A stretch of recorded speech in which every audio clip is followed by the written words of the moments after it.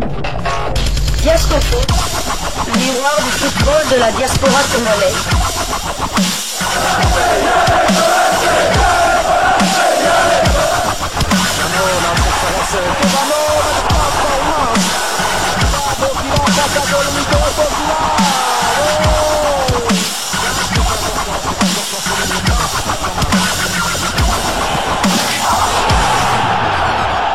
Diasco Foot, le miroir du football de la diaspora congolaise.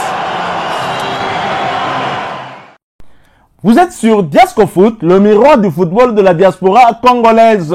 Diasco Foot vous dit bonjour, tout le plaisir est pour nous de vous retrouver, mais surtout de savoir que vous êtes nombreux en train de suivre votre chaîne YouTube dédiée uniquement aux footballeurs de la diaspora congolaise.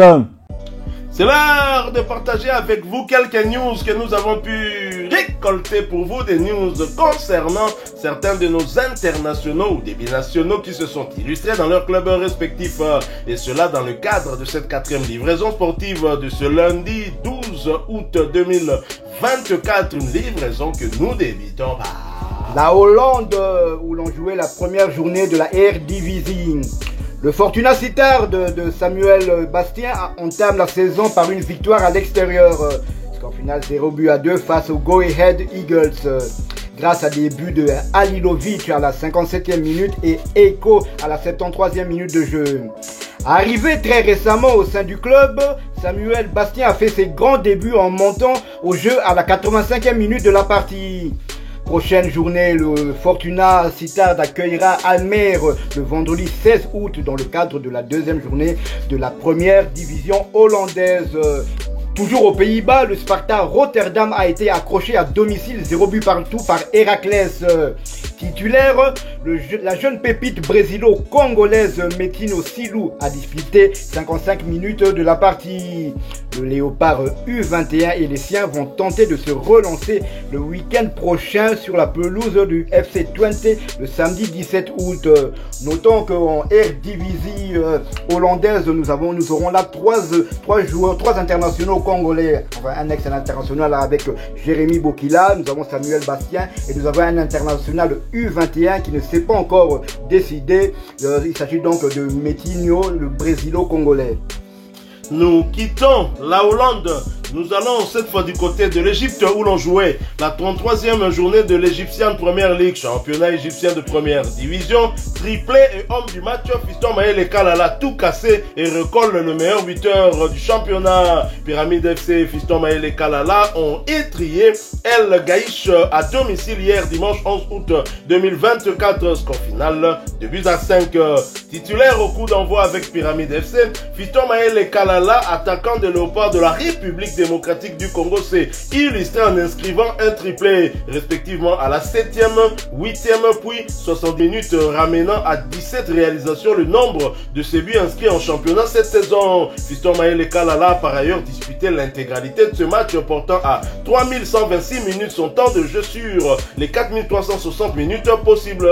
L'international congolais a participé à 40 des 44 matchs avec son club, avec à la clé 19 buts inscrits et 6 passes décisives délivrées. Assuré de terminer à la 2e position au classement du championnat égyptien de la saison 2023-2024, Pyramide FC compte désormais 76 points pour 33 matchs joués, derrière le leader Al Ali qui en compte 84 et qui a un match en moins par rapport à Pyramide FC. 23 victoires, 7 nuls et 3 défaites, 61 buts inscrits contre 27 encaissés. Et prochain rendez-vous pour Pyramide et Fiston Maël Kalala, ce sera pour le compte de la dernière journée du même championnat. Pyramide FC offrira son hospitalité à El Dakleya pour terminer en beauté la saison. Et ce match est prévu pour le mercredi 14 août 2024 sous le coup de 19h heure de Kinshasa, 20h heure de Goma à l'est de la République démocratique du Congo.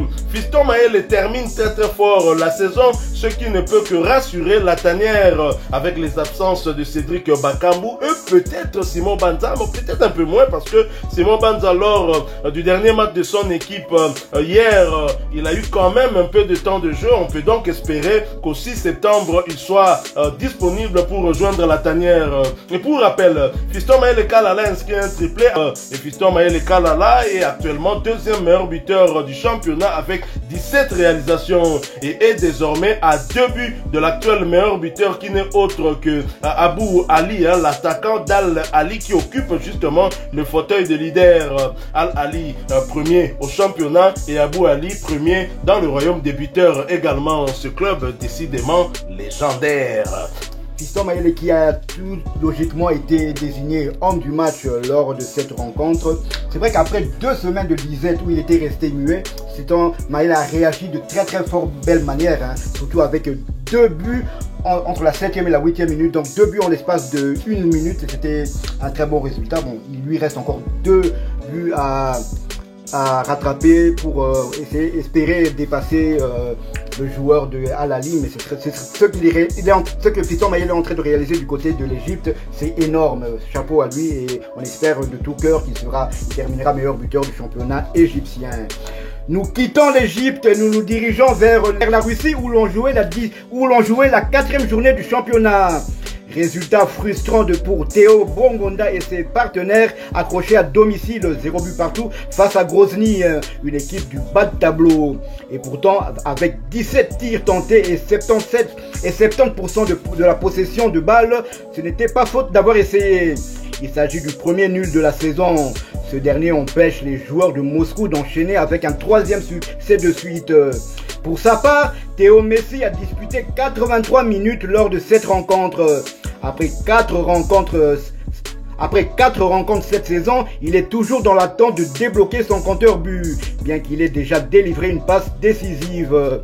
Le Spartak Moscou est 5e au championnat avec 7 points. Il compte une victoire, un nul et une défaite. Ils ont marqué 6 buts et en ont encaissé 3. Prochain rendez-vous, ils se déplaceront le mercredi 14 août sur le terrain de Kryla Sovetov dans le cadre de la Coupe de la Russie. Nous quittons la Russie, nous allons cette fois du côté de la Suisse. En Suisse où l'on jouait la 4e journée de Super League, championnat suisse de première division. Et le FC Saint-Gall qui recevait Grasshopper l'a battu sur le score d'un but à 0. L'unique but était l'œuvre de Milosevic à la 82e minute sur penalty. Shadrach Akolo était bien évidemment titulaire avant de céder sa place à la 78e minute. À noter qu'il s'agissait de sa 3e titularisation consécutive portant à 392 minutes son temps de jeu sur les 668 minutes possibles. Shadrach Akolo a participé à 6 des 7 matchs avec son club avec déjà 4 buts inscrits et 2 passes décisives délivrées.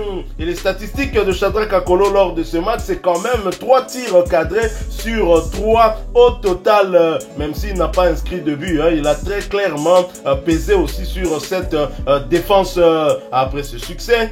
Saint-Gall occupe la 4e place du championnat avec 3 victoires, 0 nul et une défaite, 9 buts inscrits contre 4 encaissés. Et prochain rendez-vous pour Shadrach Akolo et ses coéquipiers, ce sera pour le compte du 3e tour retour de la Ligue Europa Conférence et un déplacement en Pologne pour y affronter Śląsk Wrocław, une équipe qui avait été battue en Suisse par Shadrach Akolo et ses coéquipiers qui étaient d'ailleurs auteurs de l'un des buts de ce match sur le score de 2 buts à 0 si ma mémoire ne me trahit pas. Et ce prochain match aura donc lieu le jeudi prochain 15 août 2024 sous le coup de 19h30 heure de Kinshasa, 20h30 heure de Bukavu à l'est de la République démocratique du Congo. Restons toujours en Super League, championnat suisse de première division et toujours pour le compte de cette 4e journée. Sans Jonathan Okita, le FC Zurich serait saisi bien à domicile en l'emportant sur Lausanne Sport, score final de but à 0. Malade, Jonathan Okita n'a malheureusement pas pris part à cette rencontre. Son temps de jeu stagne 138 minutes sur les 687 minutes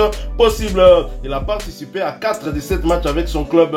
Et prochain rendez-vous pour le FC Zurich et l'international congolais, ce sera pour le compte du 3e tour retour de qualification pour les phases de groupe de la Ligue Europa Conférence et un déplacement périlleux sur le terrain de Guimarães au Portugal. Guimarães qui avait déjà pris les dessus en Suisse.